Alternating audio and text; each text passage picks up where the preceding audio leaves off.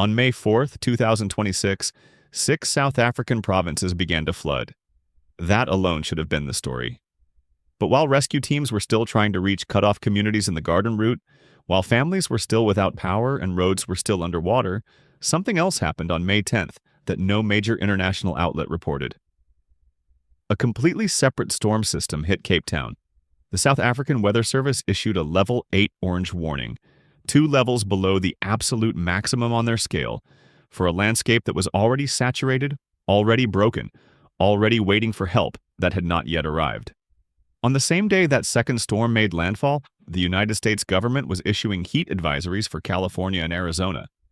110 degrees in Palm Springs. Rescue teams in the rain in Cape Town? Same planet, same week. Same atmospheric system driving both. On May 10th, 2026, South Africa's national government made a declaration so rare that it legally strips every local and provincial authority in 6 regions of command and transfers full emergency control to the national executive. That is not a weather update. That is a government formally admitting that 6 provinces simultaneously ran out of the capacity to protect their own people. And as of tonight, more rain is coming. If you found this channel tonight, here is what you need to know. We do not do headlines. We do the full picture. The data the press conference skipped, the second storm nobody reported, the number that was never officially confirmed. That is what this video is. Hit subscribe. This story is still developing as of tonight, and the next 72 hours will determine how much worse it gets. Drop a comment right now. Tell me where you're watching from and what time it is there. I want to know how far this is reaching, and tell me this. If you have family, friends, or anyone you know living in South Africa right now, especially in Cape Town or along the Garden Route, tell me in the comments. Are they safe? Have they been able to make contact? Here is what the data actually says. The word disaster gets used loosely in the news. A bad fire becomes a disaster. A rough storm becomes a disaster. The word has been worn smooth by overuse. But in South Africa in 2026, the word disaster has a specific legal meaning, and on May 10th, that legal meaning was triggered for the second time in 5 months. Under the Disaster Management Act of 2002, the law that governs how South Africa responds to large-scale emergencies, a national disaster is not a description. It is not a label a politician chooses to attach to a press conference. It is a legal mechanism with a precise legal effect, and that effect is the transfer of command. When the National Disaster Management Center, the body legally authorized to make this determination, classifies an event as a national disaster, the law itself moves the decision-making authority out of the hands of every local mayor, every district commissioner, every provincial premier in the affected region, and into the hands of the national executive in Pretoria. That is what happened on May 10th, 2026. The head of the National Disaster Management Center, Elias Sithole, issued the classification notice. The exact language used in the official document is precise. The primary responsibility for coordinating and managing the disaster shifts to the national government. Read those words slowly. Coordinating, managing, shifts. Those are not poetic flourishes. They are statutory triggers. The moment that classification was signed, every local emergency office in the affected provinces lost its primary command authority. Every provincial disaster center became a subordinate node in a national response architecture. The decisions about where rescue teams go, where funding flows, which roads get cleared first, which communities get fed first, those decisions were no longer made at the local level. They were made in Pretoria. The classification covers 6 provinces: Western Cape, Eastern Cape, Northern Cape, Northwest, Free State, Mpumalanga. South Africa has 9 provinces in total. The classification covers 2/3 of the country. Think about that ratio. 2 out of every 3 provinces in an entire nation, all formally declared insufficient to handle what was hitting them in the same week. A national disaster classification is not a press release. It is a legal override. Think of it like this. Picture a circuit breaker box on the wall of an old house, the kind with the metal door that swings open on a hinge, and inside, a column of switches, each one labeled in faded handwriting. Kitchen, bedroom, garage, living room. Every room in that house has its own switch, its own local control. Under normal conditions, each room manages its own power. If a single appliance in the kitchen draws too much current, the kitchen switch trips. The kitchen goes dark. The rest of the house keeps running. That is the design. That is how a healthy distributed system handles a small local failure. But there is another switch in that box. It sits at the top, larger than the others, often in a different color. It is the main breaker. It controls the entire house. And there is a condition under which you flip that main breaker yourself, deliberately, when the load on the entire house becomes too dangerous for individual switches to handle. When the wiring in the walls is heating up, when the risk of fire is real and immediate. You do not wait for each individual room switch to trip on its own. You flip the main. One switch, all rooms. The individual controls no longer matter. One authority now runs everything in that house, and that authority is the master switch at the top of the box. That is what the National Disaster Classification did to 6 South African provinces on May 10th. Every local switch was overridden. The main breaker was pulled. The 6 days between May 4th and May 10th reveal something specific about how a system fails. The rains did not start on May 10th. The rains started on May 4th. For 6 consecutive days, the local authorities in those 6 provinces were the front line. Local mayors were issuing local advisories. Provincial disaster centers were deploying provincial resources. Municipal road crews were trying to clear municipal roads. That is how the system is designed to work. The smallest unit of government competent to handle a problem handles that problem. Only when that unit is overwhelmed does the next level up step in. For 6 days, that escalation ladder was being climbed, and on the 6th day, the ladder ran out. What the classification legally requires the national government to do next is detailed in the Disaster Management Act. A multi-sectoral national response plan must be drafted and submitted. National funding must be activated, drawn from the Central Disaster Contingency Fund. Command must be transferred away from all local authorities, with the national executive assuming primary coordination. Interprovincial resource sharing must be enabled. The South African National Defence Force can be deployed in support of civilian relief, under the authority of the national executive rather than provincial request. None of this is optional. None of this is at the discretion of the classifier.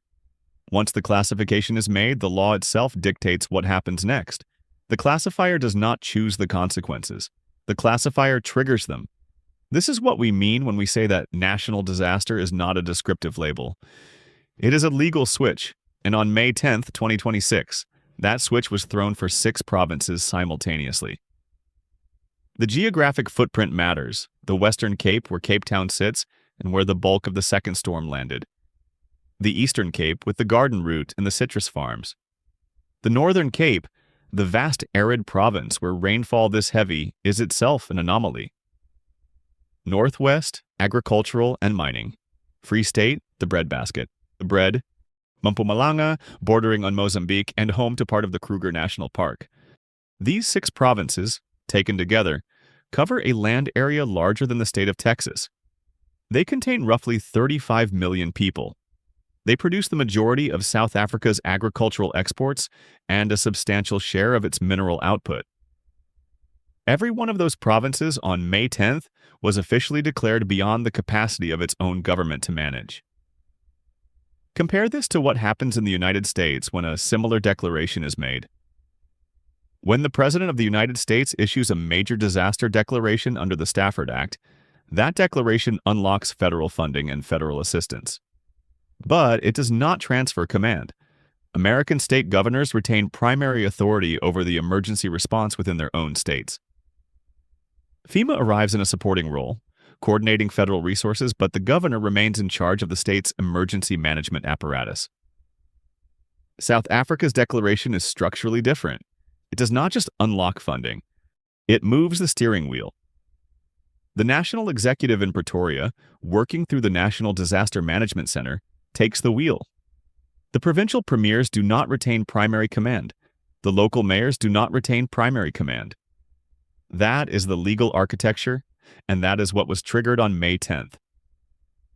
The historical rarity of this trigger matters. South Africa has had its Disaster Management Act in place since 2002. In the 24 years since the law was passed, national disaster classifications at this scale have been issued only a handful of times. The 2022 floods in KwaZulu-Natal triggered one. The COVID-19 pandemic triggered an extended one. The January 2026 Limpopo and Mpumalanga floods triggered one. And now, less than 5 months later, the May 2026 event has triggered another. 2 national disaster classifications in 5 months from the same government, using the same emergency mechanism for 2 separate weather events. We will return to that pattern later. For now, hold on to the specificity of the legal trigger itself. The official statement from NDMC head Elias Sithole was carefully worded. Primary responsibility for coordinating and managing the disaster shifts to the national government. That is the operative sentence. Read it again. The word shifts is in the present tense.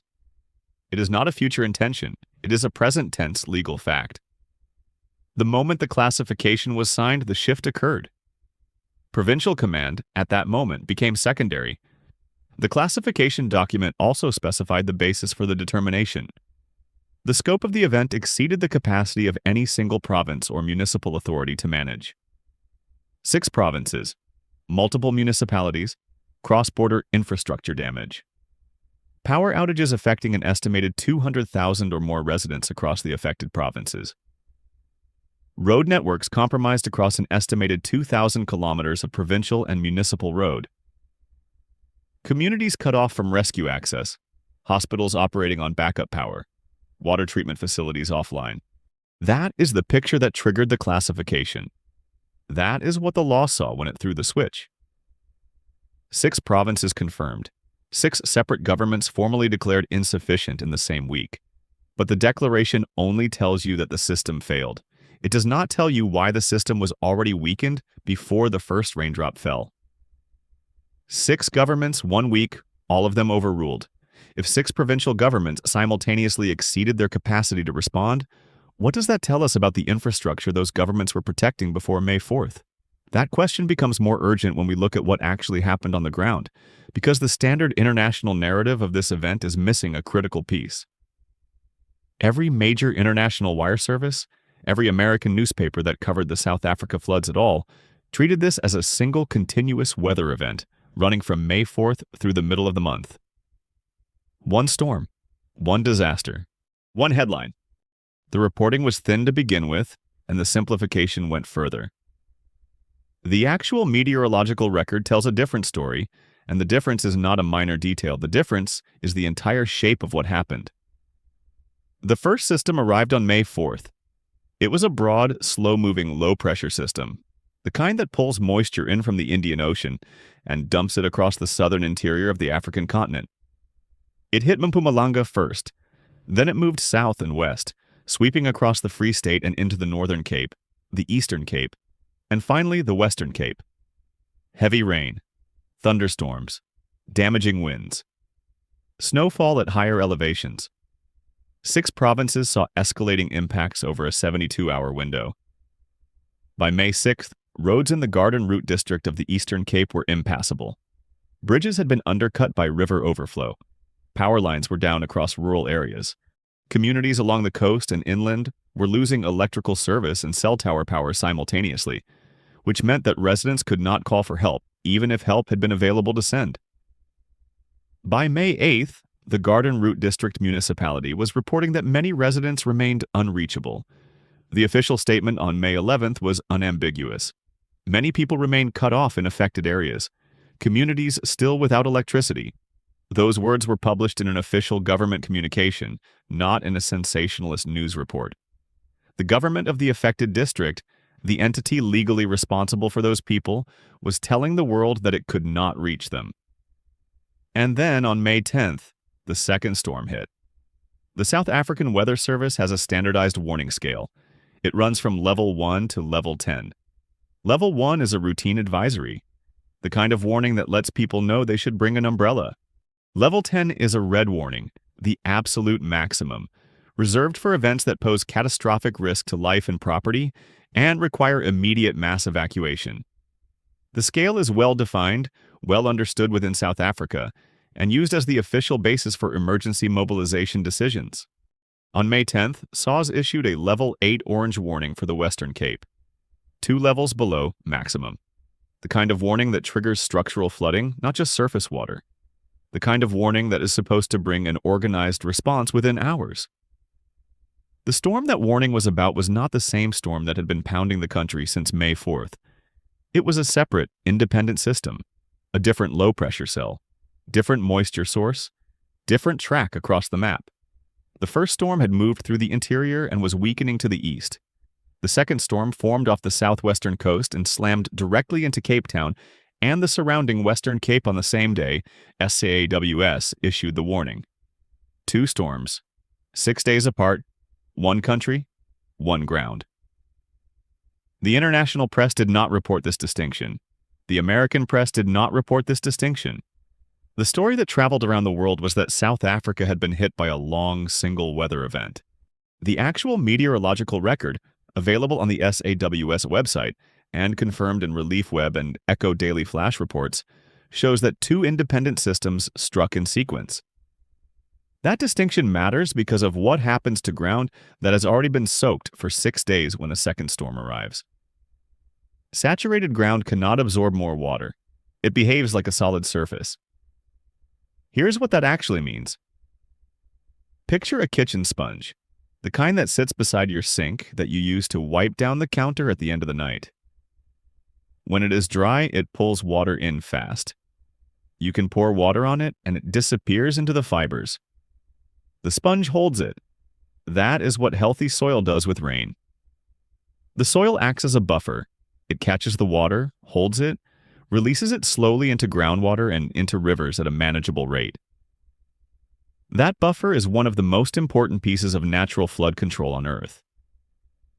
When that sponge is already soaked through, the physics changes. Squeeze it. Press it. Pour more water on it. Nothing goes in. Every drop runs straight off the surface immediately. The sponge is not broken, it is simply full. And a full sponge sitting under a running faucet sends every drop of that water somewhere else. The water has to go somewhere. It cannot stay on the sponge. It runs off the edge, onto the counter, onto the floor. That is what 6 days of flooding did to the ground across 6 South African provinces. By the time the second storm arrived on May 10th, the soil across the Western Cape, across the Garden Route, across the river catchments feeding into Cape Town, was full. There was no absorption capacity left. The second storm did not soak in. It ran directly into rivers that were already at their limits, directly into communities that were already underwater. The river systems in the Western Cape were the immediate failure point. These rivers had been at or above flood stage since May 6th. When you add a level 8 orange storm's worth of rainfall to a catchment system that is already at capacity, the result is not a gradual rise. It is an immediate overflow. Rivers do not have a buffer when they are already full. They simply spill. This is the compounding effect. It is not the same as one large storm. It is something structurally different. A single large storm produces a single shock that the system can be designed to handle.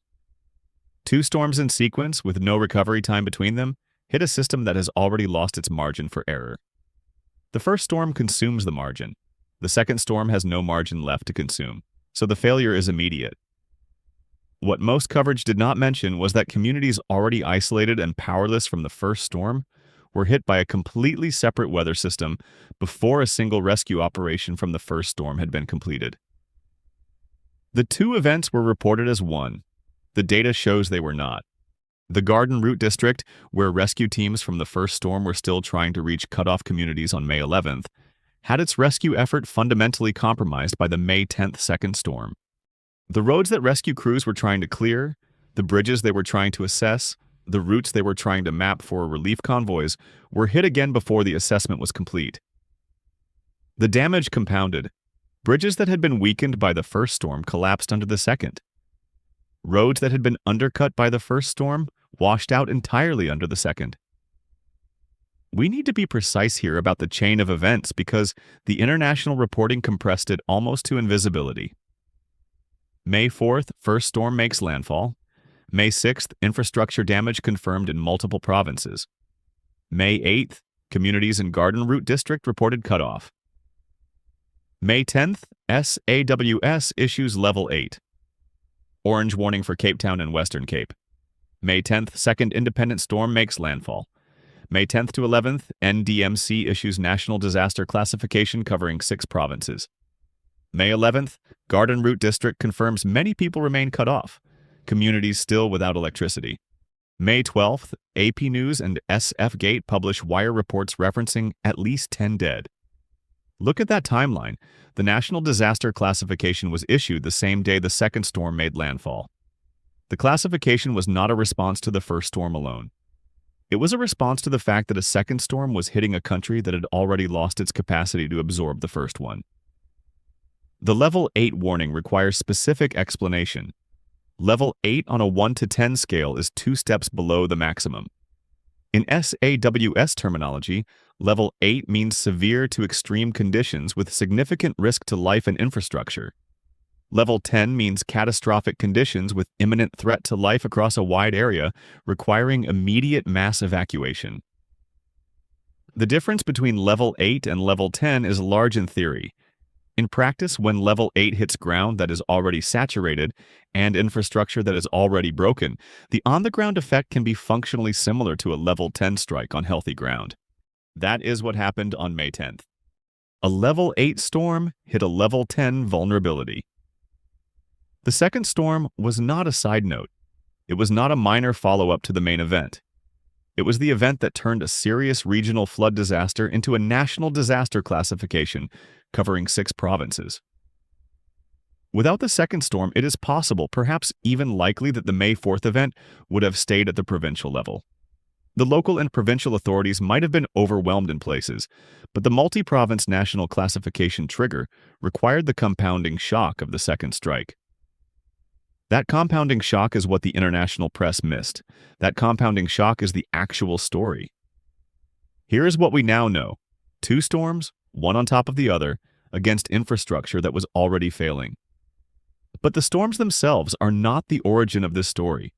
The origin is 8,000 miles away, in a stretch of ocean that most Americans have never thought about in connection to South Africa or to their own backyard. The second storm arrived before the first rescue team did. Here is the open loop. 2 independent storms. One official narrative treating them as the same event. The question it generates, what else in the official account of this disaster has been compressed, simplified, or quietly omitted? The Pacific Ocean is the largest single body of water on Earth. It covers roughly 1/3 of the planet's surface. It contains more water than every other ocean basin combined. The temperature of the surface of the Pacific Ocean, particularly the central and eastern portions, is one of the most important variables in global climate. When that temperature shifts, the planet's weather shifts with it.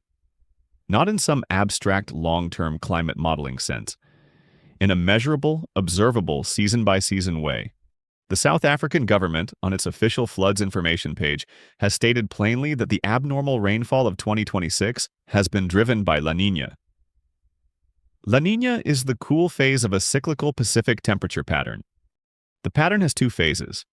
El Niño, the warm phase, is the one that gets most of the press attention in the United States, because El Niño years tend to produce wetter winters in California and warmer winters in the northern continental states. La Niña, the cool phase, gets less attention, but its effects are at least as consequential, often more so for the southern hemisphere and for the global redistribution of moisture. In a La Niña phase, the surface waters of the central and eastern Pacific cool below their long-term average. The trade winds strengthen. The pool of warm water that normally sits in the central Pacific gets pushed westward, piling up in the western Pacific near Indonesia and the Philippines. The atmospheric convection that drives global rainfall patterns, the rising columns of warm, moist air that become rain when they cool, shifts westward with the warm water. The whole atmospheric circulation reorganizes. The downstream effects on weather are not random. They are predictable. The American Southwest tends to be dry. The American Southeast tends to be wet. Australia and Indonesia get more rain. The east coast of southern Africa gets more rain. The west coast of South America gets less. This is not theory. It is a documented pattern, confirmed by decades of observational data and replicated in climate models. NOAA, the National Oceanic and Atmospheric Administration, monitors the Pacific temperature pattern continuously and publishes regular updates on La Niña and El Niño conditions. South Africa's own meteorological services do the same. The information is freely available. The connection between Pacific Ocean temperatures and Southern African rainfall is not a secret, but it is rarely explained in mainstream coverage of any individual weather event. La Niña does not create water or heat. It moves them globally like a hidden switching system. Think of it like this. Picture an old-fashioned balance scale, the kind with two metal pans hanging from a center beam. Maybe you have seen one in an antique shop, maybe in a science museum. They were used for centuries to weigh produce in markets, to compare goods at trade, to measure precious metals. The mechanism is simple. Two pans suspended at equal distances from a central pivot. A beam that tilts when the weight on one pan does not match the weight on the other. When both pans are level, weight is distributed evenly. Each side carries its share. The beam sits flat. The system is in balance. When you remove weight from one side, the other pan drops. Hard. The more you remove from one side, the heavier the other pan falls. It is not two independent events. It is one system with two ends. The lift on one side is mechanically connected to the drop on the other side. The beam transmits the change. That is what La Niña is doing to Earth's moisture right now. Moisture is being pulled away from the western United States. Drought, heat, fire risk. And the other pan is dropping in southern Africa. Cape Town floods. Palm Springs bakes. One scale, two pans. One Pacific Ocean pulling the beam. The Guardian's weather tracker, in its May 11th, 2026 update, made the connection explicit. The United States and Mexico are simultaneously experiencing a heat wave while South Africa floods. The publication did not attribute the two events to coincidence. It attributed them correctly to the same atmospheric system. La Niña-driven patterns producing simultaneous extremes on opposite ends of the planet. Palm Springs hit 110 degrees on May 10th. Arizona issued heat advisories, and California utility companies prepared for elevated electrical demand. Phoenix recorded its earliest stretch of 4 consecutive days above 100 degrees Fahrenheit since records began in 1896. The American Southwest was sitting under 110-degree heat advisories from California through Arizona. At the same time, in the same week, 6 South African provinces were under flood. These are not two separate stories. They are two manifestations of one system. NOAA's La Niña forecast, published in its seasonal outlook for the spring of 2026, projects above normal rainfall and elevated flood risk across the U.S. Gulf Coast and Southeast through the spring season. Louisiana, Mississippi, Alabama, Florida. The states along the Gulf are projected to see more rain than usual. The southeastern Atlantic states, including the Carolinas and Georgia, are projected to see elevated precipitation. This is the predictable La Niña pattern, well understood, documented in advance. What South Africa experienced on May 4th and May 10th is what an extreme La Niña-driven rainfall event looks like on the strong end of the system. What the American Southeast is forecast to experience this spring is what the same La Niña pattern looks like on a weaker end of the same system. South Africa's disaster is not a theoretical preview. It is a live demonstration of what La Niña does to the weaker end of the same lever, with the warning that the American Southeast is connected to the same atmospheric mechanism. The connection runs through the Pacific. The Pacific does not respect national borders. It does not consult headlines. It moves moisture in patterns that span hemispheres.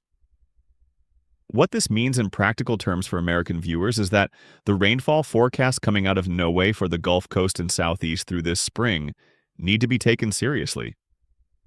The same atmospheric engine that drove 6 provinces of South Africa into a national disaster classification is the engine driving rainfall projections for parts of the United States.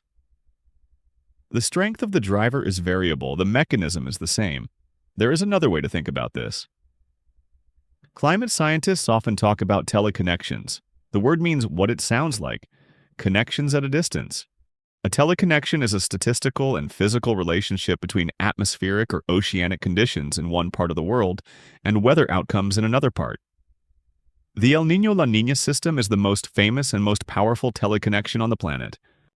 It links the Central Pacific to weather in southern Africa, to weather in Indonesia, to weather in the American Southwest, to weather in the American Southeast, to weather in eastern Australia. The list goes on. A change in Pacific surface temperature of a single degree Celsius, sustained over months, can shift rainfall patterns by 20 to 40% above or below seasonal averages thousands of miles away. This is not subtle, this is measurable. This is the underlying physics of why one ocean drives so much of global weather. The institutional gap in coverage of this event is not really about hiding information, it is about compression. The story of a flood in South Africa fits into a 30-second international news segment. The story of how Pacific Ocean temperatures are simultaneously driving a flood in Africa and a heat wave in the American West does not fit in 30 seconds. So the broader story goes untold. The pieces are reported as isolated events. The viewer is left to assume that the South Africa flood and the California heat wave are unrelated phenomena. They are not. They are the same phenomenon expressed in two different geographies. This matters for American viewers in two specific ways. The first is the agricultural connection. The second is the infrastructure question. We will come to the agricultural connection later in this video. The infrastructure question is more immediate. If La Niña drives above normal rainfall in the Gulf Coast and Southeast over the spring, the infrastructure in those states will be tested. Flood control levees, river drainage systems, urban storm sewers, coastal flood barriers, all of those will be stress tested by the same atmospheric pattern that just stress tested South Africa's infrastructure and found it insufficient in 6 provinces simultaneously. The American infrastructure question is not whether it can handle a normal year. It is whether it can handle a La Niña year in 2026 on top of decades of deferred maintenance. La Niña explains the mechanism, but a mechanism does not feel anything. The people inside this disaster are not data points on a Pacific temperature chart. Approximately 100,000 of them hold American passports. The same sky-drowning Cape Town is drying out your county. South Africa's government confirmed La Niña as the cause. NOAA has forecast the same La Niña influence reaching American shores through spring 2026. And the question that nobody can answer yet is, if the American Southeast enters this same cycle and the infrastructure there is hit the way Cape Town was hit on May 10th, which local governments would retain command authority by day 6? There is a number that matters in this story that has not appeared in any major American news report. The number is 100,000. That is the estimated number of American citizens currently resident in South Africa, according to U.S. State Department figures and American Citizens Abroad surveys. 100,000, the population of a mid-sized American city. The population of, say, Berkeley, California, or Cambridge, Massachusetts, or Albany, New York. A city's worth of Americans scattered across a country that is currently in active national disaster status across 6 of its 9 provinces. The geographic distribution of those Americans is not random. The largest concentration of American citizens in South Africa is in the Western Cape, primarily in and around Cape Town, with a secondary concentration in Johannesburg. The Western Cape, as we have established, is at the epicenter of the May 10th second storm. Cape Town is the city under the Level 8 orange warning. The Garden Route, the long coastal corridor that connects the Western Cape to the Eastern Cape, is a heavily traveled American tourist destination and the home of a substantial American expatriate community.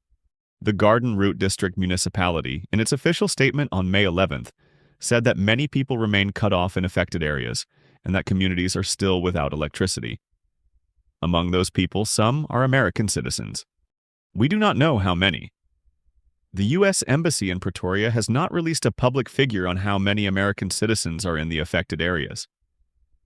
The South African government does not track citizens by nationality. The numbers in the cutoff areas include South Africans, foreign nationals, tourists, residents, all collapsed into a single population of people who cannot be reached. What does cutoff actually mean in practice? In this context, the specifics matter here. Cutoff means no road access in or out.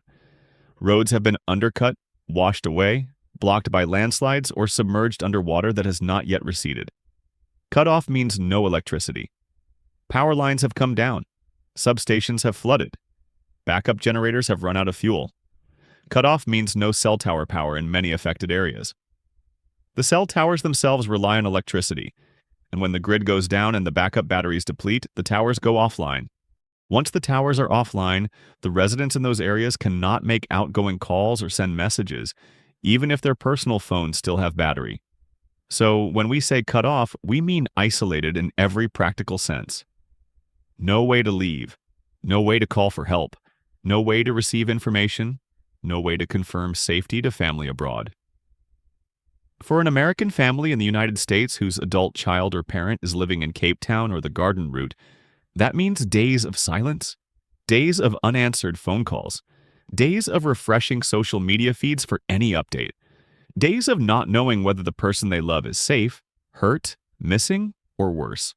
The U.S. State Department has a standing emergency procedure for American citizens in foreign countries during a national disaster.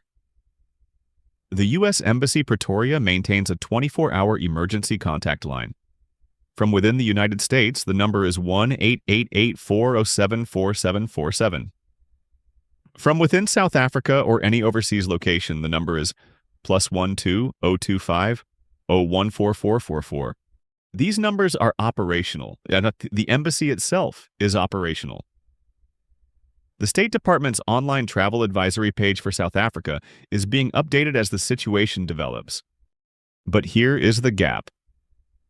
The system designed to protect American citizens abroad is built on the assumption that the citizen can reach the system. The embassy phone line works only for people who can call it. The embassy email works only for people who can send email. The Smart Traveler Enrollment Program, which lets American citizens register their location with the State Department, only helps when the State Department can communicate back. All of those mechanisms depend on the infrastructure connecting the citizen to the embassy. And that infrastructure in the cutoff areas of the Garden Route is exactly what the disaster destroyed first. The U.S. State Department's advisory for Americans in a foreign national disaster zone is straightforward. Shelter in place. Avoid flooded roads. Contact the embassy when communications are restored. Do not attempt to self-evacuate through unknown or unsafe terrain. The advice is sensible. The advice is also entirely dependent on the citizen being able to receive it. For an American in a cut-off Garden Route community on May 12th, who has had no power for a week, whose phone is dead, whose road is destroyed, and whose nearest cell tower is offline, the advisory might as well not exist. The advisory cannot reach the citizen. The citizen cannot reach the advisory. This is not a uniquely South African problem. This is a structural feature of how foreign emergency assistance works in any disaster. Embassies operate from capital cities. The U.S. Embassy in Pretoria is roughly 1,400 kilometers from Cape Town. The embassy can issue advisories, coordinate with the State Department in Washington, liaise with the South African national government, and provide assistance to Americans who can physically reach a consulate. But the embassy cannot, on its own, deliver rescue services into a cut-off community. That is the South African government's job. And the South African government, under the National Disaster Classification, is now coordinating that response from Pretoria. The American citizen in the cutoff area, in practical terms, is dependent on the South African national rescue effort to reach them, just like every other person in that area. The American passport does not, by itself, generate a rescue. The rescue depends on the South African disaster response capability, which is the same capability that the National Disaster Classification has just confirmed, is operating under extreme strain. Of the estimated 100,000 American citizens in South Africa, the State Department does not break out exactly how many are in the 6 affected provinces. The Western Cape and Eastern Cape, combined, likely account for a substantial fraction. Educated estimates based on consulate registration data and informal community surveys suggest the figure could be in the range of 30,000 to 50,000 Americans in the affected provinces. The exact number is not published. The exact number cannot be confirmed.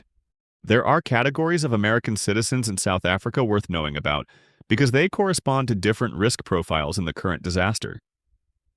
American expatriate retirees are concentrated in the Western Cape, drawn by the climate, the cost of living relative to the United States, and the cultural ties many maintain through family connections. American academics and researchers are concentrated in Cape Town and Johannesburg, attached to universities and research institutions. American missionaries are scattered across the country, often in rural areas with limited infrastructure. American tourists in any given week number in the thousands, with high concentrations along the Garden Route in Cape Town and at safari destinations in Mpumalanga. The tourists are particularly exposed in an event like this because they typically have no local network, no permanent housing, no established relationships with local services. A tourist who lands in Cape Town on May 8th for a week-long vacation along the Garden Route is, on May 10th, in the path of a level 8 orange storm, with rental car routes blocked by flooding and accommodations potentially evacuated or without power. The American consular system can help. The reach of that help in the immediate hours of the storm is limited. 100,000 Americans in an active national disaster zone. The embassies are open, the phones are on, but the infrastructure connecting those Americans to any of that help, the roads, the power, the cell towers, is exactly what the disaster destroyed first. That gap between the system designed to protect people and the moment that system becomes unreachable is not unique to South Africa. It has happened here before, and in 2026, it happened in South Africa twice. Someone watching this right now has family in Cape Town tonight. 6 months ago, Americans living in Cape Town were safe. Tonight, they are in a confirmed national disaster zone with no confirmed casualty count, limited road access, and a second storm system that just passed through. The cycle has repeated. The previous cycle has not been resolved. And the question nobody can answer is whether the network of embassies, advisories, and emergency lines was built for one national disaster per year or two. That word two is the word that breaks the pattern. Because South Africa has been here before in 2026, and the previous time was not yet 5 months ago. In January 2026, the South African Weather Service issued a Level 10 red warning, the absolute maximum on the SAWS scale, for the provinces of Limpopo and Mpumalanga in the country's northeast. The warning was tied to a slow-moving low-pressure system that dumped between 100 and 200 millimeters of rainfall over multiple days. To translate that figure, 200 millimeters of rain is roughly 8 inches. In a region accustomed to a particular rainfall pattern, 8 inches concentrated into a few days is a catastrophic event. Rivers in Limpopo burst their banks. The Kruger National Park, one of the largest game reserves on the African continent, sustained severe damage to roads, bridges, and visitor infrastructure. Communities along the river systems were inundated. The International Federation of Red Cross and Red Crescent Societies launched an emergency operation in response, designated MDRZA-022, with a February 2, 2026 mobilization date. The operation was funded through the IFRC's Disaster Response Emergency Fund.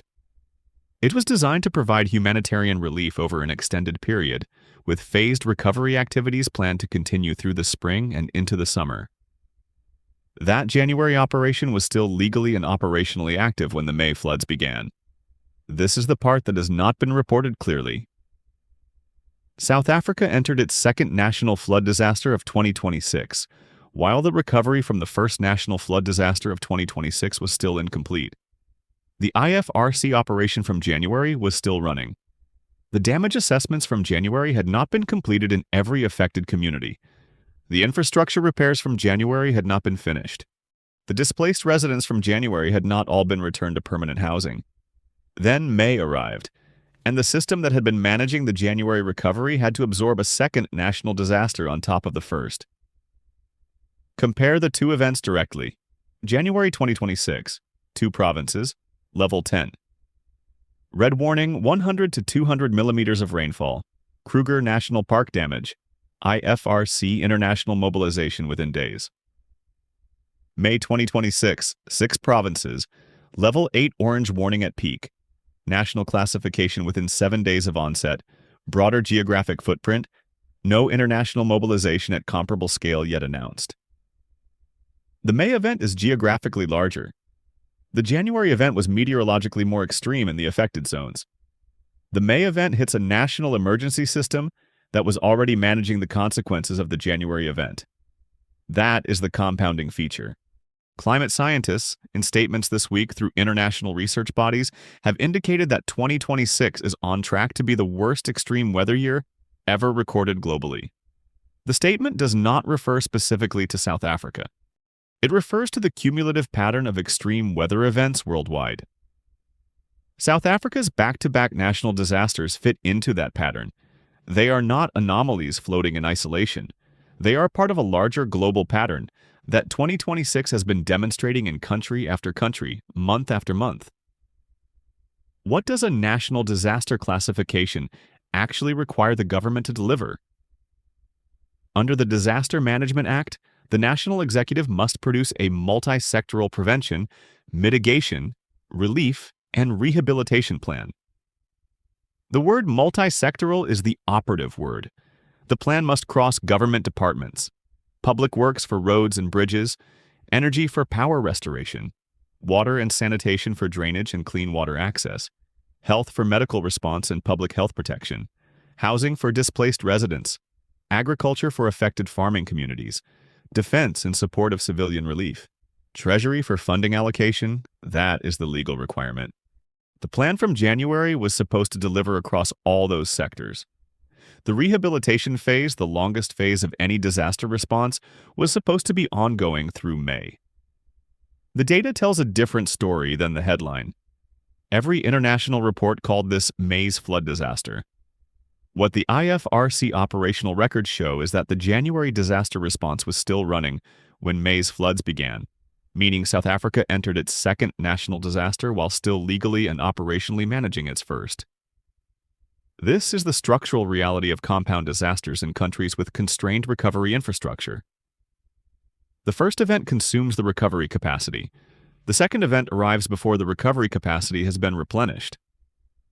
Each subsequent event in the same year hits a system with progressively less ability to absorb the shock. What 2026 means specifically for South Africa requires a closer look. The country has been managing significant infrastructure pressures for years. Electricity supply has been chronically constrained, with load shedding, the planned rotating power cuts, a regular feature of life. Water infrastructure in major cities has faced ongoing stress, with Cape Town's 2018 Day Zero crisis still in living memory. Road networks have aged faster than maintenance budgets have grown. These pre-existing conditions are not directly caused by climate. They are the baseline. And climate-driven extreme weather is now arriving on top of that baseline. When the January event hit, the recovery had to be carried out within the existing infrastructure budget, drawing on the existing pool of contractors, equipment, and personnel. When the May event arrived, the same pool of resources, now partially committed to the January recovery, had to be redirected to a new and larger geographic area. The result is predictable: slower response times, thinner coverage. Communities at the periphery of the affected area waiting longer for help. 2 national disasters in 5 months, with no completed recovery between them. That is what the institutional records show. But the people most exposed to that incomplete recovery, the ones who were last to receive aid in January and will be last again in May, do not live in any building that appears on an official damage assessment. January's wounds were still open when May arrived. If the government's recovery infrastructure from January was never fully restored before May's disaster struck, what exactly is the national emergency system rebuilding from right now? And does it have enough foundation left to hold a third event? The South African landscape contains a category of housing that does not appear on any official register. The South African government refers to these communities as informal settlements. The everyday term in much of the country is shacks or townships, though the terminology is imprecise and varies by region. The technical definition is more useful. An informal settlement is a residential community built on land that was never formally allocated for housing, by residents who built their own structures using materials they sourced themselves, without formal architectural planning, drainage infrastructure, or registered street addresses. Informal settlements grew across South Africa for historical reasons that are long and painful. The legacy of apartheid-era housing policy, the rapid urbanization that followed the end of apartheid, the inability of formal housing supply to keep up with demand all contributed. By 2026, an estimated 2.5 million South Africans live in informal settlements, according to Statistics South Africa's most recent count. The exact number is contested. The settlements themselves are often partially counted in some surveys and uncounted in others. The residents are South African citizens with constitutional rights, but their living conditions exist outside the formal infrastructure that the government maintains and the formal address system the government tracks. In Cape Town, more than 26 informal settlements were confirmed, flooded by the May 10th storm. The number 26 is the official figure from city authorities. The actual number may be higher, depending on how settlements are counted and which clusters are treated as separate communities versus subdivisions of larger ones. What is documented is that at least 26 distinct settlements in and around Cape Town are under floodwater as of the middle of May 2026. The geography of those settlements is not accidental. Informal settlements tend to occupy land that no developer wanted, which usually means land that has a problem. The problem might be that it is too steep. It might be that it is too rocky. It might be that it is contaminated. In Cape Town and in many other South African cities, a common reason a piece of land was undeveloped is that it sits in a historical watercourse or a low-lying floodplain. The water has been coming through that piece of ground, in some seasons, for centuries. The developers knew. The city planners knew. The land was passed over. The informal settlements moved in. When a level 8 orange storm hits a city, the formal city has drainage systems, retention ponds, paved streets that direct water toward designed flood channels. The informal settlements have none of that. They have dirt paths between structures built of corrugated metal, wood, and salvaged building materials. They sit on ground that floods in heavy rain because the ground was always going to flood in heavy rain because that is why no one else was using the ground. The flood damage in those 26 settlements as a result is not just a matter of water inside homes. It is a matter of water moving through and around homes that were built without the structural foundations to withstand it. Shacks are lifted off their foundations. Walls collapse. Roofs blow off. Personal belongings, food supplies, identification documents are washed away. The people who lived in those structures are displaced, often without identification, often without records of their own existence in the formal sense. This brings us to the counting problem. When a disaster occurs in a formally registered community, the government has a baseline to work from. The names on the deeds, the names on the utility bills, the names on the voter rolls, the names on the school registries. After a disaster, the government can cross-reference the missing against these baselines and identify who has not yet been accounted for. The process is imperfect, but it provides a framework. In an informal settlement, no such baseline exists in any reliable form. Residents may not have registered addresses. They may not have utility accounts because they may not have formal utility service. They may not appear on voter rolls if registration is incomplete. They may not have next of kin filings in any official system. When a flood event hits an informal settlement and homes are destroyed and people are displaced, there is no government list to check names against. The community knows who lived where. The neighbors know which structures contained which families. But that local knowledge is not part of any formal record. When a body is recovered from floodwater, identification is a matter of physical recognition by family or community members. When a person is missing, the report depends on someone, somewhere, noticing the absence and reporting it.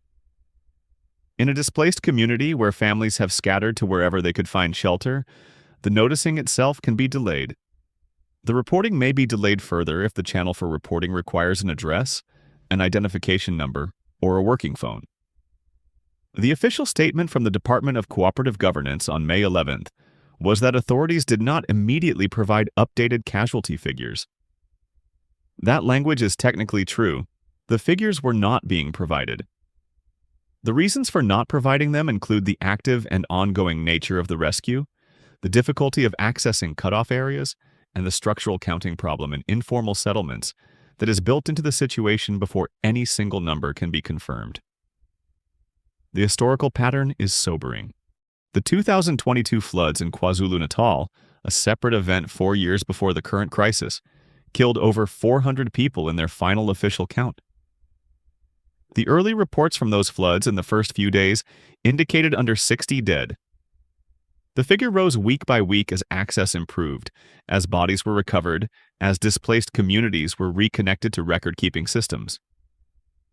Independent observers looking back at the 2022 event have consistently noted that even the final figure of 400 may have been incomplete. The count was never considered closed in any definitive sense. The 2026 May floods now sit at the start of a similar process. The initial reported figure of 10 dead, sourced through wire services, is almost certainly preliminary. The number will rise. How far it rises depends on factors that no one can predict in the first days, including how thoroughly the cutoff areas can be reached, how comprehensively the informal settlements can be assessed, and how patient the accounting process is allowed to be. 26 settlements, unregistered, uncounted, unreported in any international headline. And sitting directly downstream from the same early warning system that issued a Level 8 alert, a warning that by the time it reached those communities had nowhere to go. Because a warning system can only reach people who are inside the infrastructure it was built to serve. No address, no record, no way to know who is missing. The South African government confirmed 26 informal settlements flooded. It confirmed it had no updated casualty figures. And the question that nobody can answer is, if a community has no official address before a disaster, how does any government anywhere in the world ever know how many of its people did not survive? The economic dimension of this disaster will, in time, reach the United States through a route that most Americans never think about.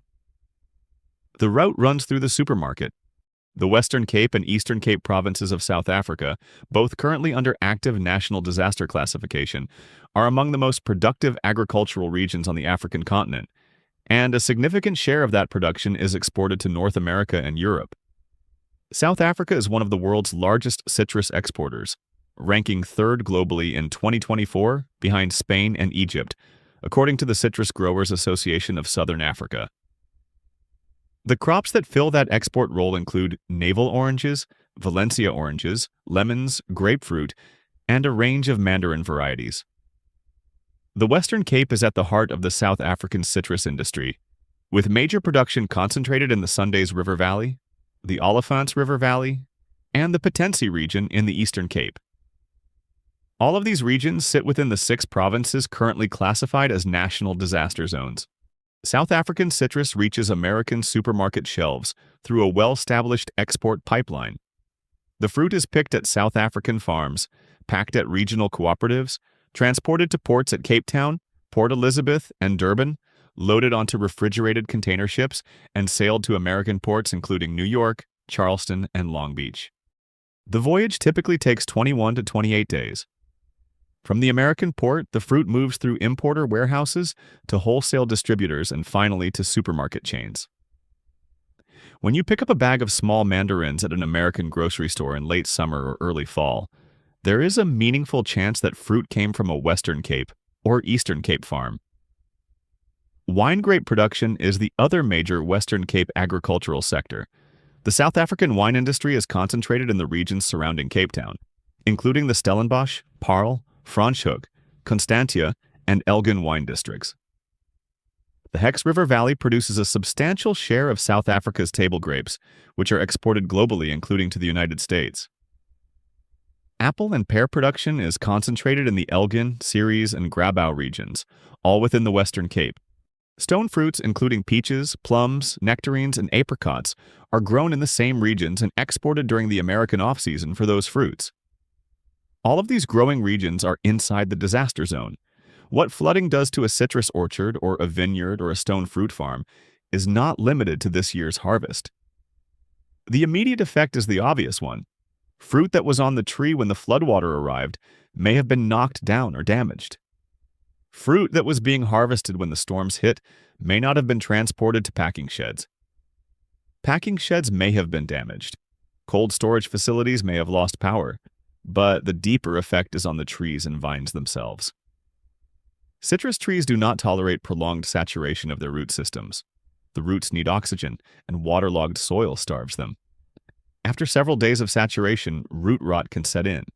Fungal diseases that thrive in wet conditions spread rapidly through orchards. Trees that survive may produce poorly for years. Trees that die must be replaced, and replacement citrus trees take 3 to 5 years to reach commercial production yield, meaning a destroyed orchard cannot contribute to exports again until 2029 at the earliest.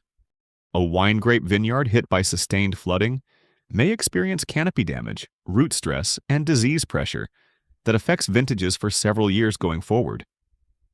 This is what makes flood damage to perennial crops fundamentally different from flood damage to annual crops. A flooded cornfield can be replanted in the next planting season.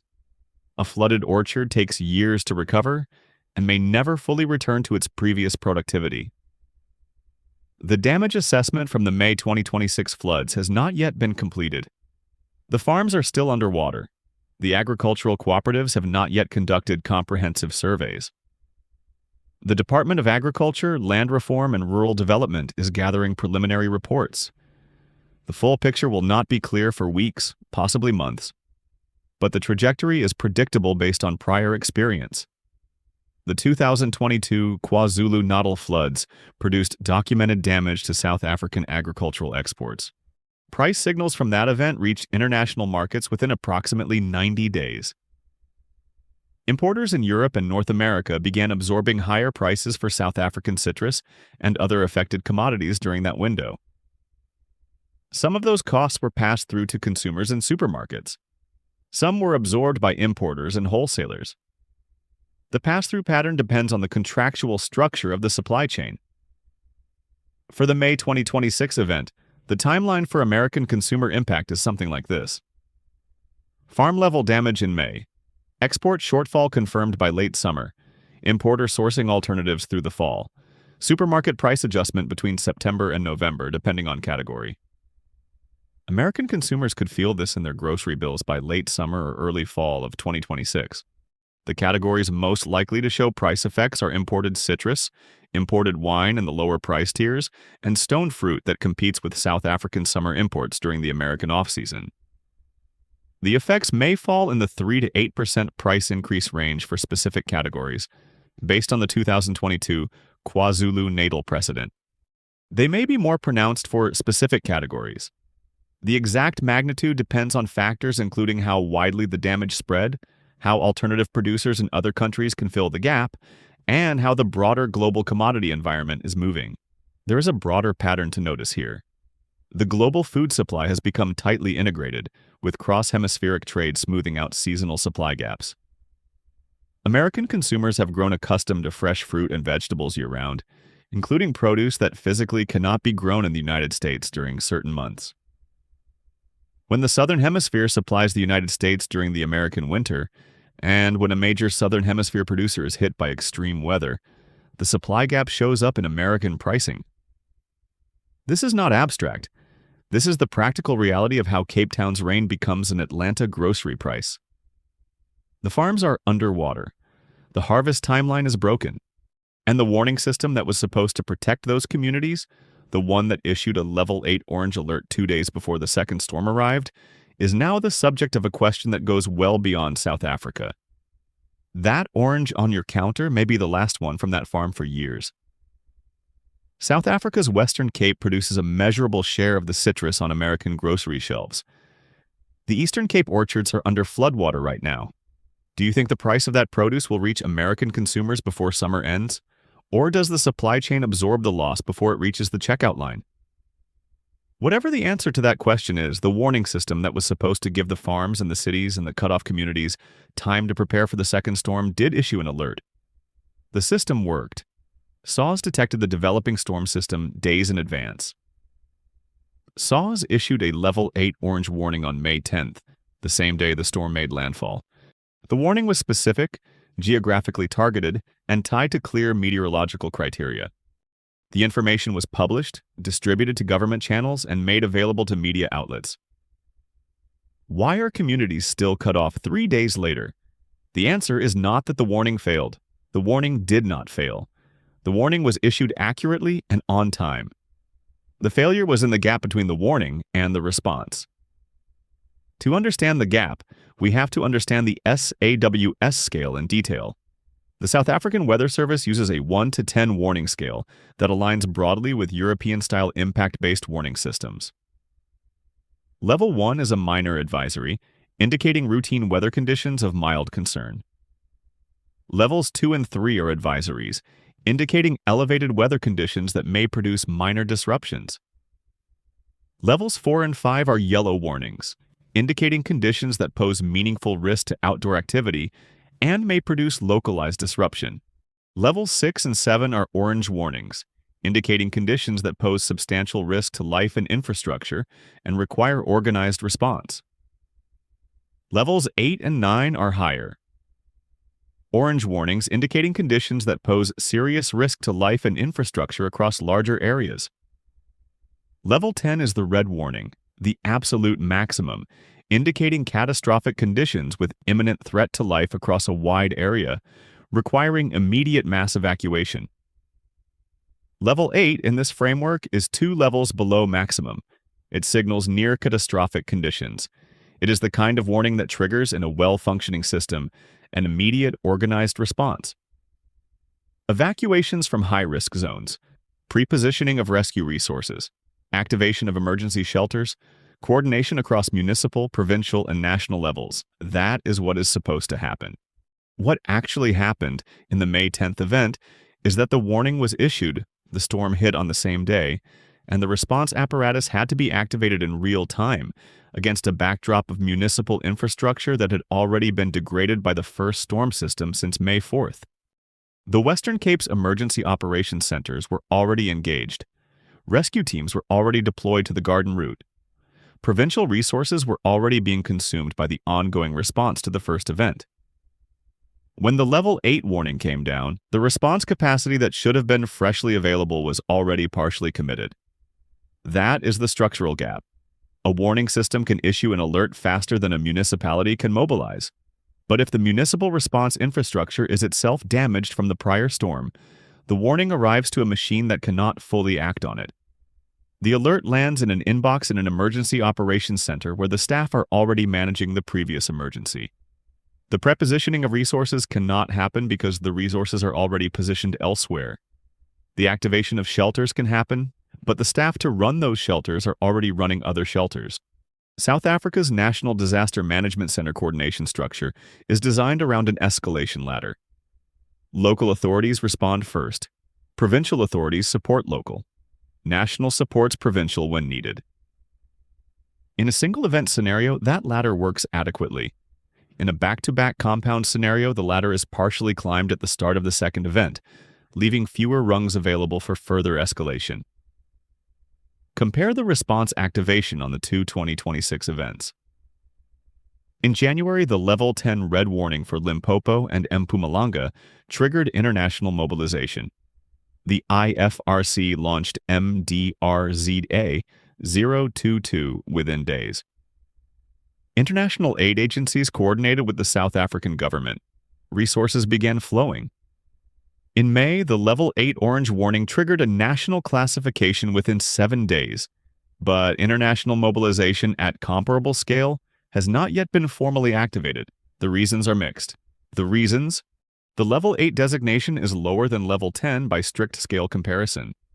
The geographic footprint is larger, but each individual area may show lower per area severity than Limpopo did in January. International funding bodies prioritize based on a combination of severity, scale, and political attention, and the political attention for the May event has been more limited. That last factor is worth pausing on. International disaster aid is, in significant part, driven by media attention. When an event commands sustained international news coverage, the diplomatic and funding response tends to follow. When an event is reported briefly and then drops out of the news cycle, the funding response can be slower. The May 2026 South Africa floods received limited international coverage. The second storm was barely reported outside of regional sources. The compound nature of the event was not communicated to international audiences. The funding flows that depend on that communication have therefore been slower than they would have been under different reporting conditions. This is not a conspiracy. It is a structural feature of how international disaster response works. Attention drives resources. Limited attention produces limited resources. The South African government is doing what it can with the national resources at its disposal, plus what international support has been activated. The gap between what is available and what is needed is, in the immediate term, larger than it would have been if the international community had grasped the compound nature of the event. 30 seconds on the evening news covered this event. Here is the full picture. The Level 8 warning was issued, the classification was made, the machinery of response is moving. But beneath the machinery, beneath the official statements and the relief convoys, there is a population that the entire system was not designed to count, let alone reach. 26 settlements, unregistered, still underwater. The alert went out. The roads were already gone. In January, Level 10 brought international mobilization within days. In May, Level 8 brought a national classification, and, as of tonight, communities still cut off. And the question nobody can answer is whether the response gap is getting larger, or whether May revealed a gap that was always there, and January simply never tested it at this scale. When the rescue teams finish their first sweeps, when the water begins to recede, when the cut-off communities are reconnected to roads and power and communications, the next phase of the disaster will arrive. That phase is the counting. The number that has circulated in international press as of the middle of May is 10. At least 10 confirmed dead. That figure originated with wire service reporting from AP News and SF Gate, published in the days following the second storm. The figure has been repeated in subsequent reports as the authoritative casualty count for the event. The figure is not from the South African government. The official statement from the Department of Cooperative Governance, published the same day as some of those wire reports, said something different. The exact language was that authorities did not immediately provide updated casualty figures as of May 11, 2026. That language is precise. It does not say the figure is 10. It does not say the figure is any specific number. It says plainly that no updated figure is available. Those two facts, the wire service figure of 10 and the official statement that no figure was available, cannot both be completely true in the way each has been interpreted. The wire service report attributes the 10 figure to sources that include emergency response coordinators and regional officials, but the figure is not anchored in the formal government classification document. The government's own document, the document that triggers the legal mechanism of the national disaster, declined to specify a count. This is not unusual in active flood disasters in the first few days. There are structural reasons that early casualty figures are routinely undercounted. Bodies in floodwater are often not recovered until the water recedes, which can take days or weeks. Residents in cut-off communities cannot report missing persons until communications are restored. Residents in informal settlements may not have anyone who can formally report their absence.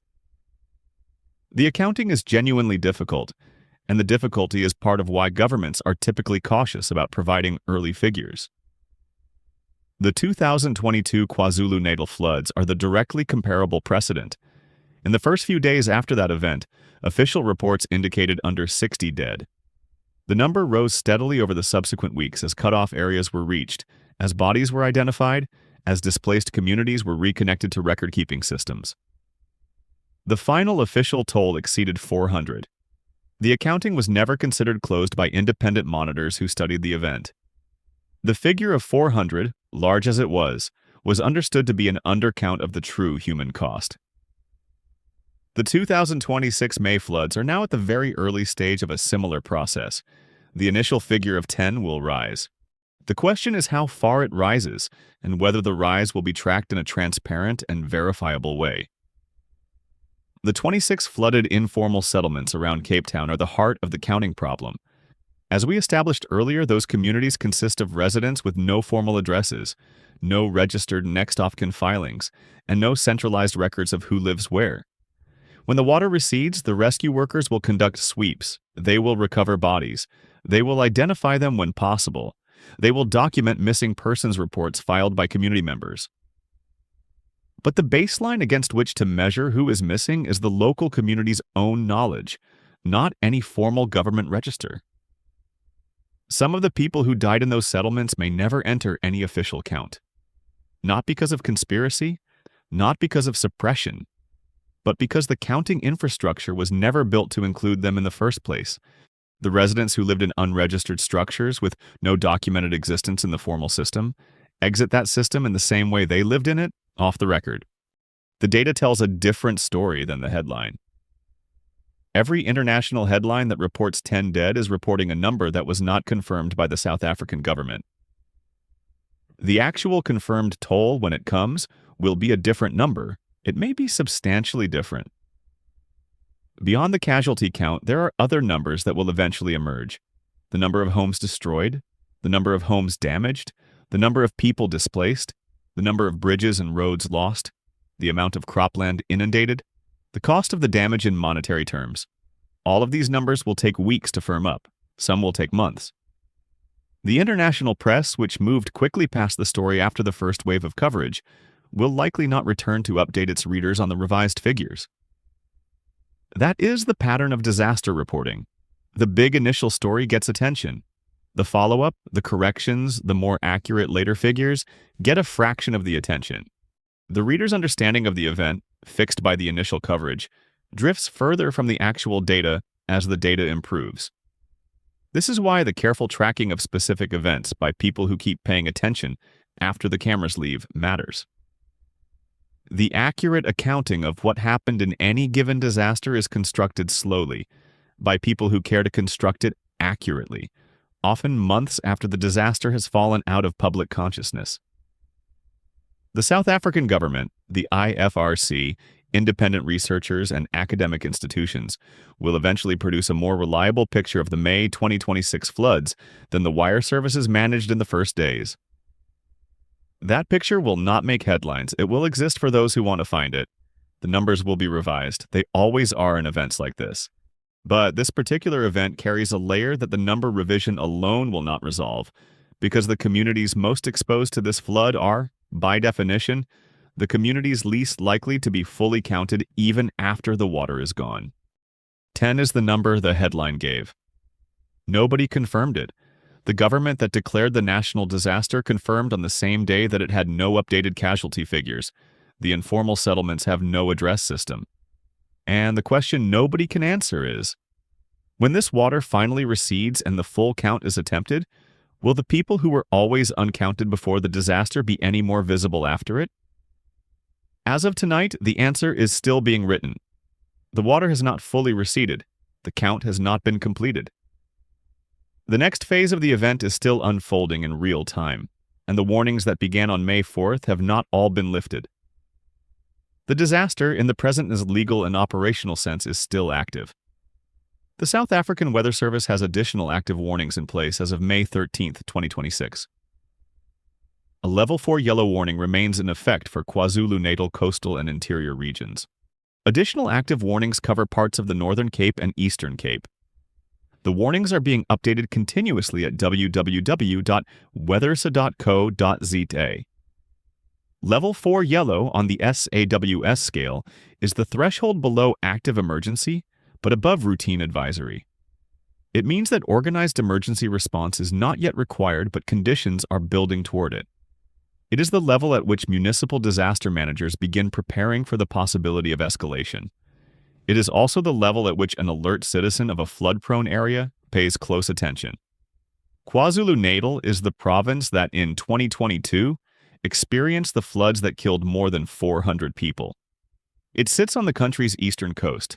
It is geographically separate from the 6 provinces currently under national disaster classification, which means a third province could enter active emergency status if the warnings there escalate. That escalation is not yet confirmed. The Level 4 yellow could remain at Level 4 yellow, or it could rise. What more rains predicted means for rivers that have been at or above capacity since May 4th is that there is no absorption capacity left. Even a moderate rainfall event now produces immediate overflow. The catchments in the Western Cape, the river systems running into Cape Town, the smaller streams and tributaries throughout the affected provinces are all in a state where the next rain falls onto saturated ground and runs off directly into water bodies that are already at or above flood stage. The buffer is gone. The national classification requires the South African government to submit a multi-sectoral response plan. That plan has not yet been publicly released as of the middle of May. The first official confirmed casualty figure from the Department of Cooperative Governance has not yet been published. The next 24 to 72 hours are the window in which those documents will either be released or further delayed. Here is what to watch in the next 72 hours. For Americans with family or friends in South Africa, the South African Weather Service website, www.weathersay.co.za, is the official source for all active warnings. Check it directly. Do not rely on social media reports which may be out of date or unverified. As of May 13th, Level 4. Yellow warnings remain active for KwaZulu-Natal. If those warnings escalate to Level 6 orange or above, a new province will cross into active emergency territory, and the geographic footprint of the disaster will expand. The U.S. Embassy in Pretoria is operational. If you are an American citizen in South Africa and you need emergency assistance, call the embassy's 24-hour emergency line. From the United States, dial 1-8884-074747. From within South Africa or anywhere overseas, dial +1 20250144444. The State Department's travel advisory page for South Africa is travel.state.gov. Check it for any updated security or weather advisories before travel. For Americans watching from the Gulf Coast and the Southeast, NOAA has forecast above normal rainfall and flood risk for Louisiana, Mississippi, Alabama, and Florida through spring 2026. The forecast is driven by the same La Niña pattern confirmed by the South African government as the cause of this disaster. Monitor NOAA's official forecast center at www.weather.gov. If you are in a flood-prone area of these states, now is the time to review your flood preparedness. 3 days of clean drinking water per person in the household. Important documents in a waterproof container, including identification, insurance papers, and medical records. A clear route to higher ground that does not require crossing a bridge or a low-lying road that could flood. The 3 things to watch in the next 72 hours. First, SAWS warning levels.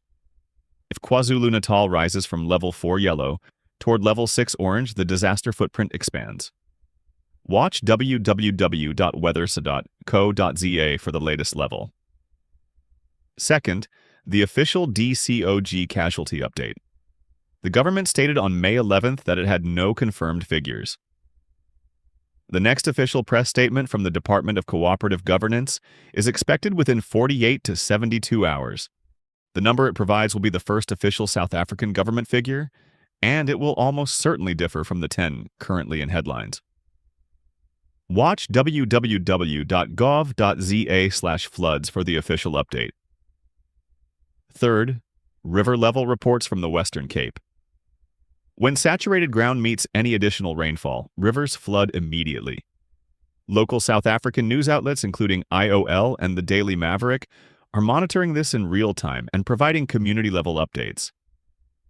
The South African government's official emergency numbers for those inside the country are the National Emergency Line, 112, the Ambulance Line, 10177, and the Municipal Disaster Line, 107. The disaster is active, the warnings are current, and the next 72 hours will determine whether this event stabilizes or whether a third wave of provinces crosses into emergency status.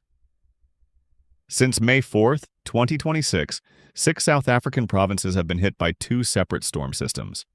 The national government formally declared a national disaster on May 10th, legally transferring emergency command away from every local and provincial authority across an area larger than the state of Texas.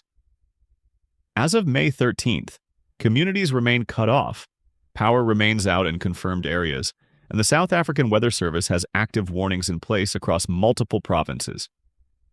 The event is not over, a morning in which you wake up in a Cape Town neighborhood with no road out, no power since last week, a second storm having just passed through, a government relief convoy still trying to find a passable route to reach you, That is not a hypothetical scenario drawn from worst-case modeling. That is the confirmed, documented, official status of multiple South African communities as of this morning. Somewhere in that neighborhood, an elderly couple is rationing the last of their drinking water. Somewhere else, a family is checking on a neighbor they have not heard from in 3 days. This is not a story about one flood season in one country. This is a story about what happens when La Niña rewires global moisture patterns, hits nations with incomplete disaster recovery infrastructure, and strikes populations that no warning system was ever fully designed to reach, twice in the same year before the first recovery is finished.